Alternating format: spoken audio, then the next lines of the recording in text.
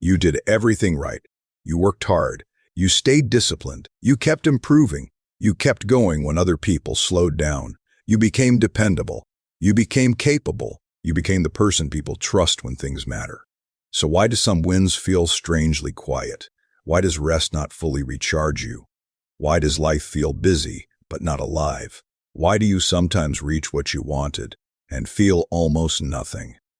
Why do some victories disappear emotionally faster than they arrived? Maybe you do not need more motivation. Maybe you do not need another planner. Maybe you do not need to optimize harder. Maybe you do not need to become a different person. Maybe you were taught how to build success without being taught how to build the life that feels worth living. And that changes everything. There are people who wake up tired before the day begins, not because they did too much yesterday, because they already know what today feels like. Same rush, same pressure, same notifications, same invisible urgency, same low-grade anxiety humming underneath everything. They can predict the emotional weather of their own life, and it rarely surprises them. They are functioning, but they are fading. And the hardest part is this. From the outside, nothing looks broken. Income exists, career exists, responsibilities handled, messages answered, deadlines met, goals in progress. Life appears respectable, but privately, a quiet sentence appears. Is this really it? That sentence scares people, because it sounds ungrateful. So they bury it, they stay busy, they stay productive. They keep collecting achievements and hoping one of them will finally create the feeling the last one did not. Sometimes it works. For a weekend, for a season. Then the mind adapts, and emptiness returns wearing a better outfit. Think about how often people say this. I should be happy. I have a lot to be grateful for. Things are going well. So why do I feel off? That conflict matters. Because when people cannot explain their pain, they often blame themselves. Maybe I am lazy. Maybe I am broken. Maybe I am impossible to satisfy. Maybe everyone else knows something I do not. Often, none of those are true. Often the issue is misalignment. And misalignment is dangerous because it can look like success for years. A person can spend a decade becoming impressive and never ask whether the life they are building actually fits who they are becoming. This is where Ikigai enters, often translated as a reason to wake up, a reason to be here, a reason to participate in life, a reason to keep showing up, a reason to keep caring. The book became widely known for exploring communities linked with vitality and long life, especially in Okinawa. Not to sell fantasy, not to claim anyone has a perfect culture, not to offer one magical answer, not to pretend pain does not exist there, but to ask a better question. Why do some people remain engaged with life for so long? Why do some people stay useful, curious, and mentally alive deep into older age? Why do some people carry a steadier sense of meaning than others? Why do some people seem connected to living instead of merely surviving it? Not younger, not richer, not problem-free, just deeply connected to living. The answer is not one trick, not one diet, not one career choice, not one inspirational quote, not one expensive purchase. It is a pattern, a way of living, repeated daily, quietly powerful, easy to ignore, life-changing when practiced. Most people think purpose arrives dramatically. One revelation, one perfect path, one grand mission finally discovered. Then everything clicks forever. But meaningful lives rarely begin that way. They begin smaller. You help someone. You improve a skill. You learn patiently. You solve a useful problem. You care for family. You mentor someone younger. You make something better than you found it. You keep promises to yourself. You show up when it would be easier not to. Then identity forms around contribution. Then confidence grows from evidence. Then meaning becomes visible in the rearview mirror. You did not always find purpose first. Sometimes you practice it. That line can save years. Because many people stay frozen waiting for certainty. They want a map before movement. They want guarantees before commitment. They want passion before practice. They want clarity before courage. Life often reverses that order. You move, you learn, you adapt, you become, then clarity catches up later. The life you want may not be hiding in the future. It may be hiding inside the actions you keep postponing today. There is another trap. Modern culture worships peaks, big launches, big wins, big numbers, big applause, big visible moments everyone can measure. Big moments designed to be seen, but your real life is mostly made of ordinary days. Monday mornings, commutes, emails, meals, walks, conversations, evenings, small choices repeated quietly. So if joy only exists in dramatic moments, most of life will feel emotionally underfunded. Ikigai redirects attention to tea in the morning, to making breakfast slowly, to a walk in fresh air, to progress on meaningful work, to laughter with a friend, to the satisfaction of doing one thing well, to noticing beauty before your mind rushes past it, to being present enough to experience your own life while it is happening. This sounds small. It is not small. It is where life is spent. A person who cannot enjoy ordinary hours will struggle to enjoy an extraordinary life. Many people sacrifice daily joy for a future they never fully reach. They live now as a hallway to later, then later becomes another hallway. Then one day they realize they never entered the room they were rushing toward. What if the life you want is hidden inside the life you ignore? What if your fatigue has less to do with effort and more to do with disconnection? A lot of people say they are burned out. Sometimes they are right. The load is real. Rest is necessary. Boundaries matter. Recovery matters. But sometimes there is another layer. They are spending their best attention on things that mean little to them. They are reacting all day and creating almost nothing. They are busy without feeling useful. They are occupied without feeling engaged. They are productive on paper and empty in private. That empties people differently. Psychologist Mihaly Csikszentmihalyi described flow, a state where challenge meets skill, attention locks in, time changes, self-consciousness fades, energy returns, the mind feels used well. Think about the difference. 1 hour interrupted 15 times, or 1 hour fully immersed in something that matters. Same 60 minutes, different nervous system, different satisfaction, different life. Some people do not need less effort, they need better attention. Imagine two professionals.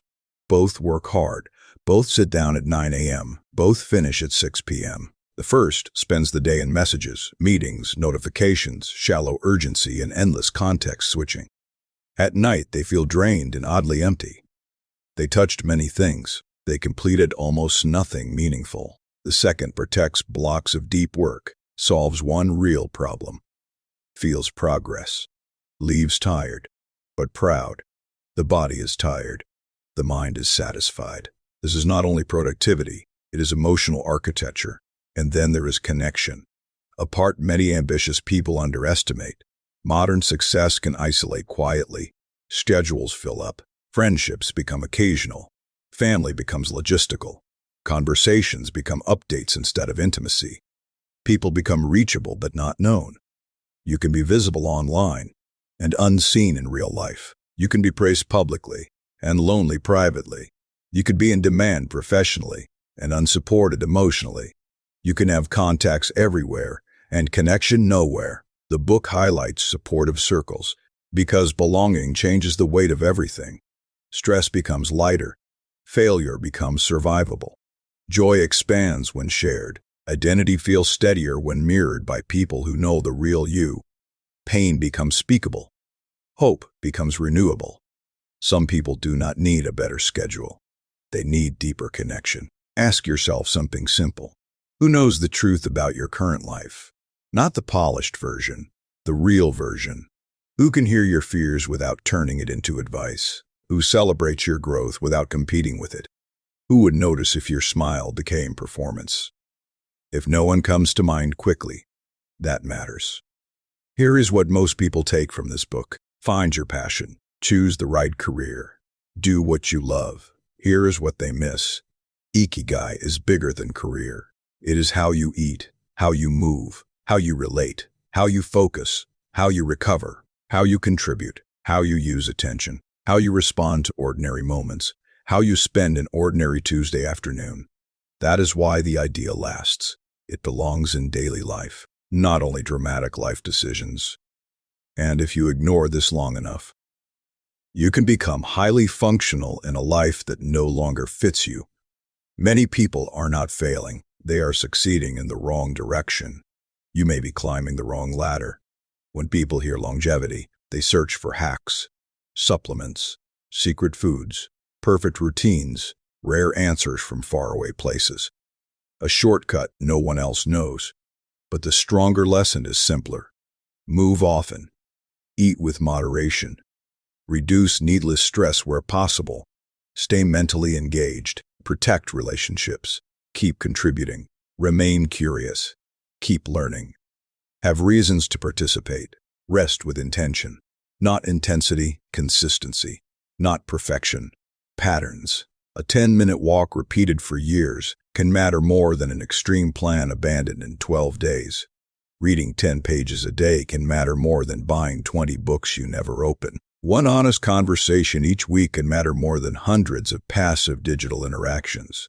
Simple meals most days can matter more than dramatic health resets that never last. Sleeping on time most nights can matter more than occasional heroic recoveries. Quiet basics build real lives. There is wisdom in that, because dramatic change is exciting, but sustainable change is what actually changes you. Success becomes dangerous when it costs you yourself. Now make this personal. No theory, no abstraction, just honesty. What gives you energy lately? What drains you repeatedly?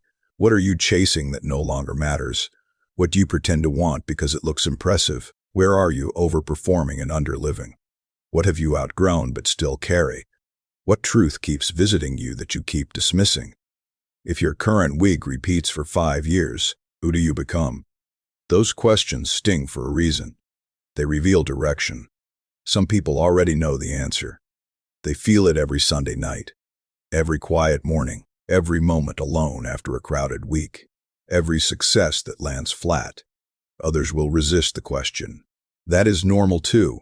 Sometimes truth first arrives as irritation, then later as relief. The next part matters, because insight without action becomes entertainment. After this understanding, 2 paths appear. The first path is familiar. More speed, more proving, more noise, more external wins, less inner life. You become efficient, respected, reliable, and strangely absent from your own existence. Years pass quickly on this path, because everything urgent keeps replacing everything important. Because there is always one more task, one more metric, one more thing to prove. The second path looks different. Still ambitious, still disciplined, still building, still responsible. But now your life contains energy sources, meaningful work, protective relationships, moments of presence, focused attention, health basics, contribution, space to think, space to feel, space to notice your own days. This path is not easier, it is more alive, and this is crucial. Ikigai does not ask you to abandon ambition, it asks you to humanize it. So start small, start now, not someday. Not when life becomes calm, not when you feel perfectly ready, not after another year disappears. For 7 days, track 2 things. What gave you energy? What drained you? Patterns will speak louder than mood. Choose one daily act of meaning. Teach, build, help, create, practice, serve, repair, encourage, listen deeply, make something useful. Small repeated meaning changes identity. Protect 30 to 60 minutes of focus time. No switching, no notifications, no divided attention. One thing, fully done. Rebuild the basics, walk more, sleep better, eat a little lighter, stretch, breathe slower, call someone you care about. Step outside without your phone. Look at the sky occasionally. Let your nervous system remember calm. Many problems are not solved dramatically. They are softened consistently. Think less about redesigning your whole life overnight. Think more about redesigning today, then tomorrow, then the day after that. Because a meaningful life is rarely built in one giant decision. It is built in small decisions repeated long enough to become who you are. One day, the emails will slow down. The pressure will fade. The proving will end. The noise will pass. Titles will matter less. Possessions will matter less. Other people's opinions will matter less. Even some fears that feel huge right now will look strangely small. Many things you thought were urgent will become forgettable. And when that day comes, the real question will not be, how busy was I? How efficient was I? How efficient was I? How much did I fit into my calendar? How impressive did I look from a distance? How often was I applauded? How much did I own? It will be this. Did I build a life I was happy to wake up to? Did I become someone I respected in private? Did I notice the life I was living while I was living it? That question is now in your hands. If this changed how you think about success, the next video is about why some people stay calm under pressure while others collapse, and the mindset difference that changes everything.